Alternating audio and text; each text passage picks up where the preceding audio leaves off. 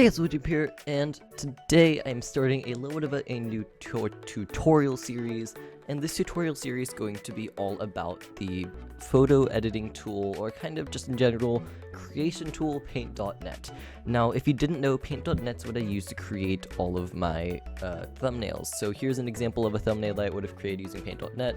This is kind of, I think, one of my best examples of thumbnails I create with Paint.net, because I personally think all my tutorial thumbnails, or at least I attempt to make them pop out and, you know, just look really good. And I'm noticing, by the way, when I'm looking at the preview of this, is that it's not looking even close to as bright as it's supposed to, but I'll try and tune the thing in post that it looks like it actually does.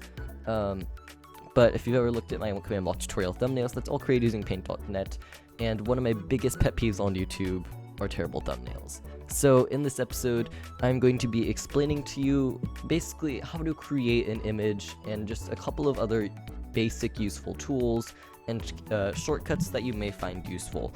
I don't necessarily have any super, detailed things planned out here, but I'm nevertheless going to try and explain what I can, and yeah. Alright, so starting off here, the first thing you're going to want to do once you've downloaded Paint.net is configure your settings. So Paint.net, I'll have a link to down in the description below. I'm not going to lead you through downloading it. By the way, this is only on Windows, unfortunately. I wish it was on Mac, but it's not, because I tried to use it on Mac before and it's non-existent. But if you want to go ahead and open settings, which you should see somewhere on your screen, for me it's in the top right. I have a little gear icon, and that is the settings icon. The first panel here is user interface, and I have every single thing checked. I also have color scheme set to light, because I don't like the blue look very much. Language I have set to English, but of course if you have a language that you'd prefer, then you could select that. Under tools, you don't have to change much here. I only have one thing changed here, which you'll see in just a second. And the reason that's laggy is because obviously I'm recording, because, there we go. So you could set up default tools. I actually didn't change anything until just very, very recently. Updates you don't need to change, other than you do want to check for updates automatically, because they don't update that often. I just enabled betas because I like to have the most up-to-date version possible. And yeah, so there isn't a lot you want to change, but there we go. Alright, the other thing is in the top right here, you'll see 4 little icons that are next to the gear and question mark icons, question mark being help. And those icons are going to be the tool icon, the history icon, the layers icon, and the colors icon. And you're going to want all of these selected most of the time, but of course you can't really do much until you actually have a document. And by default, Paint.net will create you a document that looks just like this, which will be 800 by 600. And 800 by 600, while it's a decent resolution, is nowhere near what you'll want on YouTube. On YouTube, you typically want something that's 1280 by 720 or 1920 by 1080. And 1280 by 720 is 720p, as you may know it. It's HD, but not super HD. But what you're going to want to do is create a 1080p document if you want to work in the highest resolution that is uploadable as a YouTube thumbnail. But of course, you don't have to do only YouTube thumbnails. So what you could do is file new, or control N. I just do control N because I think it's easier, especially if you work with this a lot. You're under width, you're going to type in 1920, and then under height, you're going to type in 1080, and then don't bother with maintain aspect ratio, make sure that is unchecked. Resolution, I have it set to 96 pixels per inch, doesn't really matter, and print size doesn't matter a lot either. But if you are a photographer or somebody who worries about making larger prints, then that is of course something you may want to deal with. But I don't work with that, so I just ignore that. But anyways, 1920 by 1080, we're going to click OK, and you'll notice Paint.net will automatically generate this new document for us. So I'm probably going to, in this episode, be covering paintbrush, pencil, and let's see, what else will we cover? We'll cover selection tools in another episode. We'll cover gradient, shape, and selection. So we're going to be covering a fair amount in this episode. And of course, if you want to go ahead and follow along at home, I would go ahead and have either, if you have dual monitors, have this video running on one monitor, or have this running a separate tab if you just have one monitor, or on your phone or tablet or something, have this running, and then you could mess along with what I'm doing as I'm working with it, because I think when it comes to this, the easiest way to do it is to have, two ways to look at it. So by the way, at the top here, you do have the rulers option, and the reason why this can be helpful is if I want to center something exactly, it makes it easier. The one pet peeve I have about paint.net is that you can't center things very easily.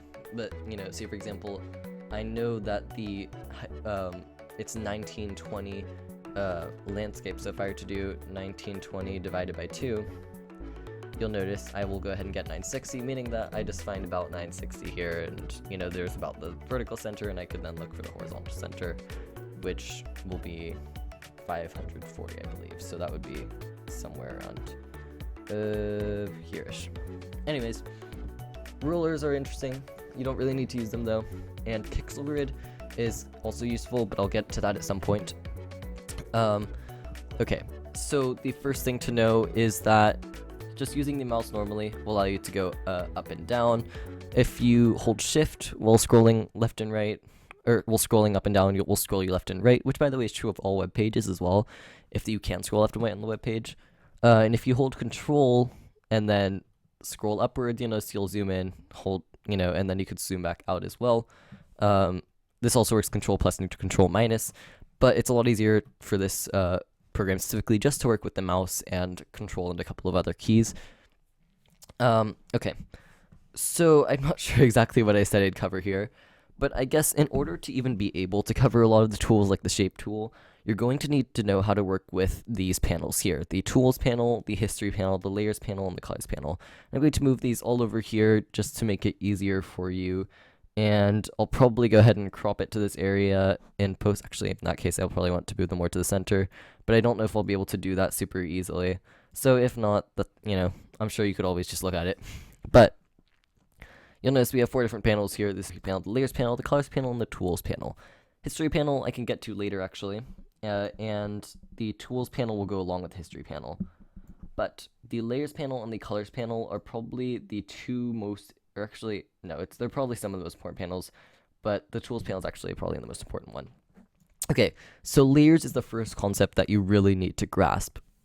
And the layers panel is super useful because it allows you to create layers. And what layers are they're essentially like little sections that you could store images on. So actually, I'm just going to show you the shape tool right now. So if I go under tools and I select shape, you'll notice I have the tool that I have selected, which is shapes. I'm going to currently just select a basic circle or ellipse, draw a filled shape, meaning that it will use white or black actually, because that's my foreground color, or primary color you could say, which is this first color here. The brush width will be 2, which is how thick it is. Style, that's, if you want it to be, for example, dotted, and the border, but I don't have a border right now, what I want to be filled in with. So for example, I could fill it in with %10 to create this weird little cross move effect, but I'm not going to do that. I'm just going to be filled with a solid color. Anti-aliasing, I'm pretty sure I have that enabled most of the time. I don't really deal with it in blending mode. If you've ever worked in Photoshop, you probably know what that is, but I'm not going to deal with it because there's no point in it. And of course, the main selling point of Paint.net is that it's free. Some people may say use GIMP. I tried using GIMP. I just never was able to get into it, and I think Paint.net is a lot better personally. Okay, so the first thing is color. So you'll notice right here under colors, I have this thing that says, I have black right here, and I also have white right here. So first thing you'll want to make sure is that you have primary selected. Primary is this first color up front here, which is black. And so when I move this slider around, you notice I could change the color. So say, for example, I wanted to create a circle with this light blue, and I could also change a bunch of other options here. I could change transparency, I could change hue, saturation, and vibrance. I could change the RGB values individually, but of course these are some things that are fairly complicated you don't really want to get into unless you really know about them. Alright, so one thing that's important to note is that shapes aren't automatically created in new layers as they are in Photoshop, and I'll explain what this means in just a second. Okay, so drawing ellipse, by the way, by default will draw like in whatever direction you draw, so like an oval or whatever, but if I hold shift, you'll notice that it'll force it to create a circle, which is what we want. We're going to try and create a circle here, and I'm not even trying to create a thumbnail for this episode, but yeah, so once we've created this, since we haven't pressed enter yet, we could go ahead and drag this around, and let's try and just put it kind of around the center here. Again, centering is rather difficult anyways, and there's no built-in centering tool, so we'll just kind of go by eye here. All right. But you'll notice as soon as I deselect it, which can be done either clicking finish, pressing enter, or doing Control D for deselect, you'll notice if I switch to my move pixels tool, which you could either press M or click this tool right here, which is a blue cursor with arrows around it. When I try and move this around, it'll move around that with the background. And there is a very crucial reason for that, which is layers. So the way that layers work is that essentially per layer, everything will be grouped together. So the background layer, for example, I'm actually going to temporarily here, I'm going to switch using this button right here, the background and foreground colors. And I'm going to go ahead and let's create like a black background color for now. I'm going to go to F, which is the paint bucket tool, and just fill in the background just like so. And that's the background now, okay? So as you just saw there, if I were to go ahead and try and say create an ellipse here, and oops, I need to go ahead and switch these again so that I'm using that. If I try and create an ellipse here, then, oops, I do not mean to draw another ellipse. If I try and drag that around, well, we're going to have a bit of an issue. So how do I work with that? Well, I need to go ahead and go into a new layer. And you can create a new layer using this add new layer button, which is the bottom left button right here. You could also, I believe, go to layers and click add new layer, but you never need to use that because it's all right here anyways. And essentially, now I have a new layer. So because I have a new layer, watch this. So I could go ahead here. I could create the circle. I could move it around here.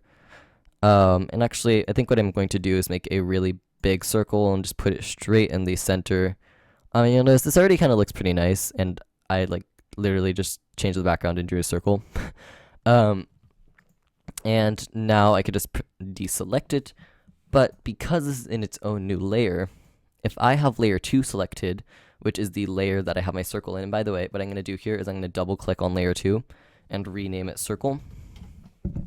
Then you'll notice now if I grab this blue mouse tool, then I can go ahead and move around the circle independently of the rest of the image. And again, sorry that it looks like it's clipping around and they're having all these issues.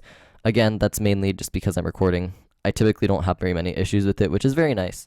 And actually, I think I might need to move it a bit to the left, just like so, to center it. And yeah, that looks actually I need a bit to the right now. I'm going to try and just center it as much as possible. Yeah, this looks about good now. I'm not a master at centering. Actually, and also a little bit down. Okay. But, so you notice I was able to move around the circle. But now say, for example, I want to move around the background. I don't know I would ever want to do that. But I could go ahead here and grab this blue selection tool again. And now you notice I could just drag around the background because I've clicked on the background layer. Pretty simple and very nice. And again, I just press Control D in order to deselect. And by the way, you can press Control A to select everything, but it'll automatically select everything if you use this blue tool. Okay, so the next main concept to grasp is transparency. So I'm going to go ahead here and add a new layer above the background layer and press this check box next to the background layer to hide the background layer. And you'll notice I see this kind of checkered grid behind the blue circle. And essentially, transparency means that you could see something through another thing. So if I go ahead here, and you'll also hear it referred to as opacity. Currently, this has a transparent background, meaning if I were to save it, this I could import into, say, for example, a video editor and have just as a circle. You wouldn't see any white background or black background. It's a transparent image, meaning that only the circle would show up. Now, certain things like I believe Google Slides do not support transparent backgrounds, so it just automatically puts a white background on it. But the way this would work is it would just show up as a circle as an image. But say, for example, I wanted to go ahead and fill in the background with a slightly transparent thing. So I'm going to go to layer 3, and blending I'm going to keep at normal, but opacity, you'll notice there are a bunch of different options. So I'm going to set it for now to 63, and go ahead and fill this in with black. And you'll notice it looks kind of grayish now, which is kind of interesting because this isn't fully transparent, or opaque, I mean. If I change the opacity up to 255, which is the max, you'll notice that it just shows up as fully black, and I could go ahead and slowly decrease those values until it's fully gone. So opacity obviously is a super helpful option that you want to know about, but I could go ahead now and delete this layer and just put back on my background layer because I don't need that layer. Okay. The other thing about layers is that, say for example, I didn't want the circle and I wanted the background layer to be above the circle for some reason, or actually a better example of that here would be if I were to go ahead here and grab my shape tool.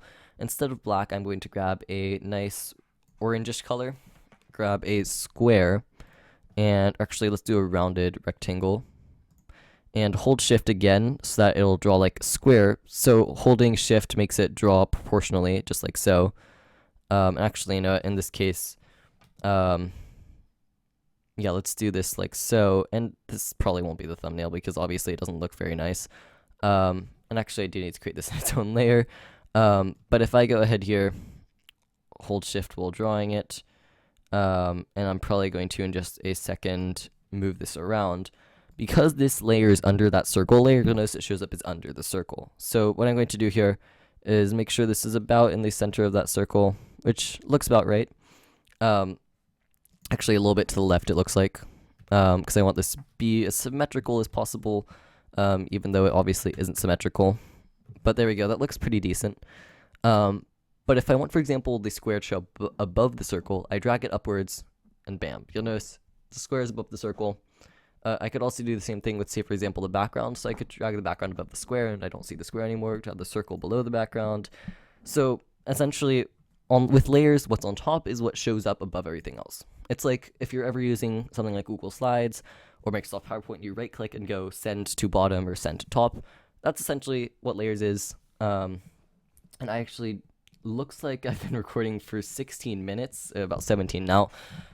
So I'm going to go ahead and wrap up this episode soon because I don't have time to cover everything all in one episode. But if you want to see, of course, more episodes in the series, just let me know because I'm really happy to create episodes for the series. But I'm going to go ahead here and let's see. I'm going to go ahead probably and make these layers merged. And what merge layer does is it'll merge two layers together, meaning that this all will act cohesively. So you'll see here there's this little thing right here that says merge layer down. This is under the layers panel. You could also go layers merge down, I believe. Yeah, Control M. And that will merge the layer down. And what that means is that instead of being circle on layer 3, this is now just layer 3. They'll move together, which is very nice if you need to control everything with a ton of accuracy. But what that also means is that I go ahead here, and if I go ahead and make this bigger, I could make this circle take up a lot more, but also change the size of the square at the same timing. I don't have to size the square along with the circle. There we go, that looks about centered.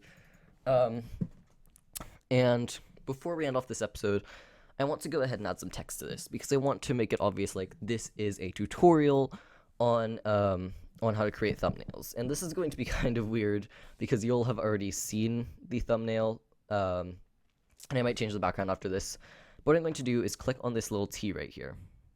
And you'll notice this T will go ahead and show up as text. And I could also just press the T key to pull this up.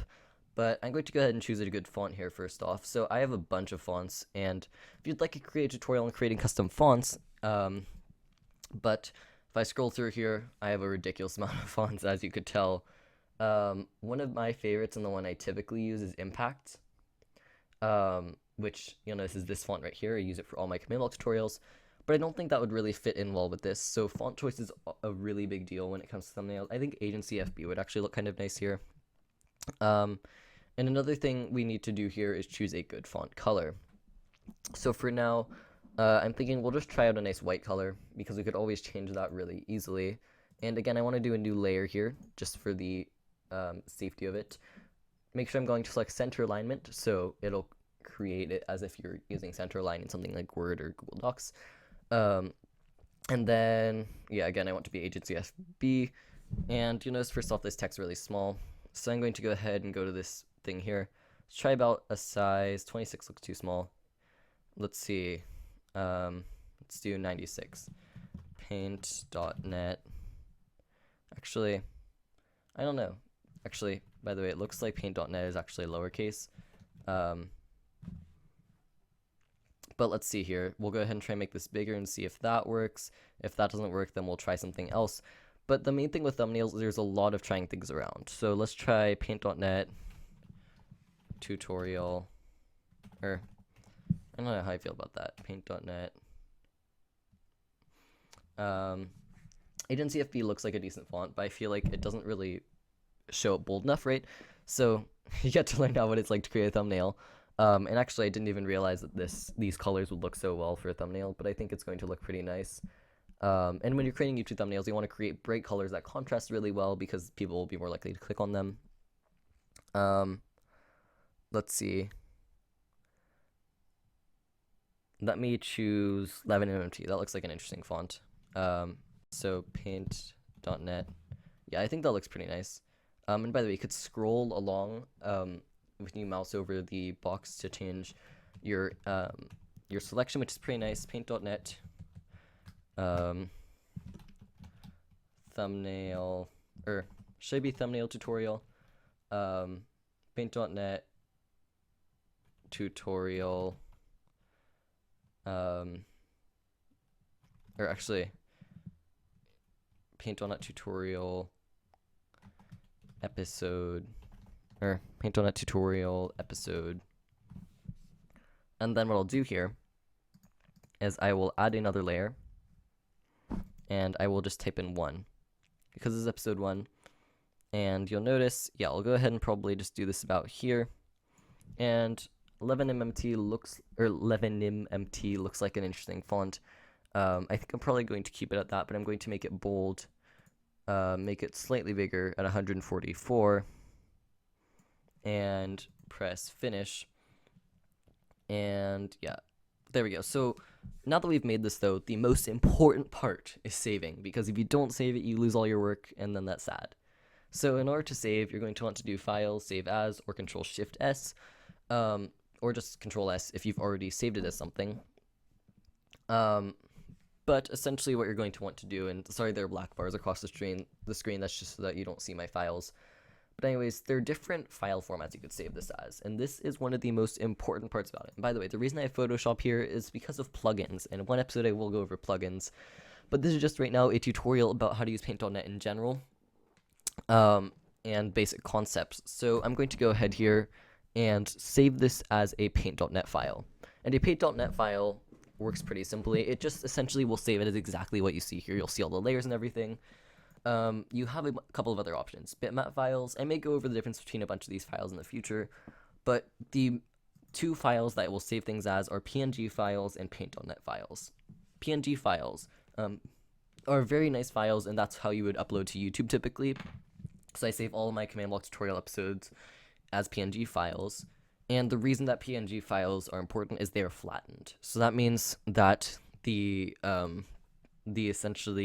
layers would be flattened, but essentially, and I'll explain flattening in just a second here, but I'm going to go ahead and save this as PDN tutorial episode, or PDN tutorial template.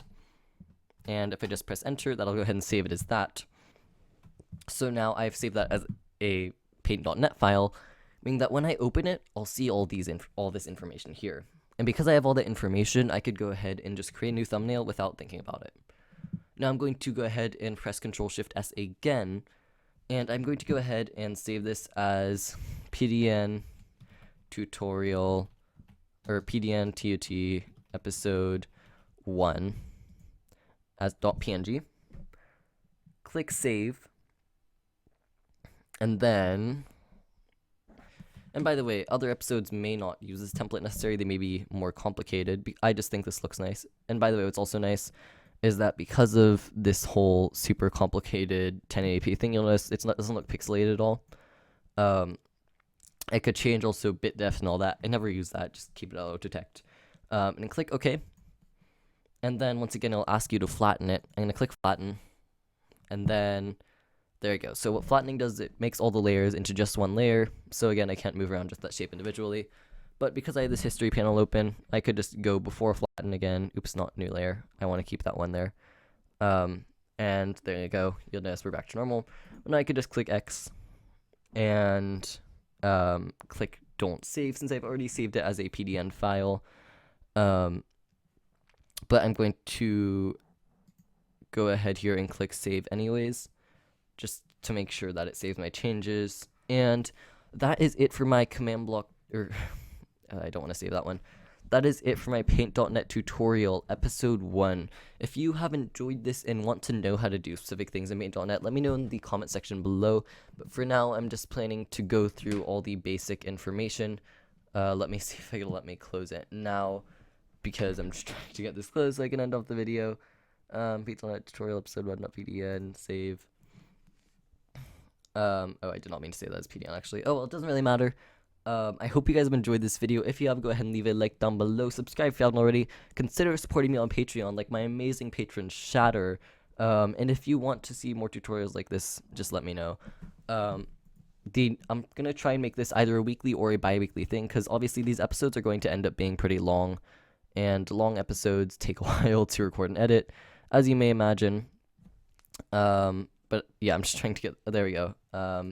And sorry for the black screen here for just a second. I'm just trying to hide my desktop icon so I could just finally do the outro. Alright, hope you have enjoyed this video once again. Subscribe if you haven't already. Thanks for watching. Bye!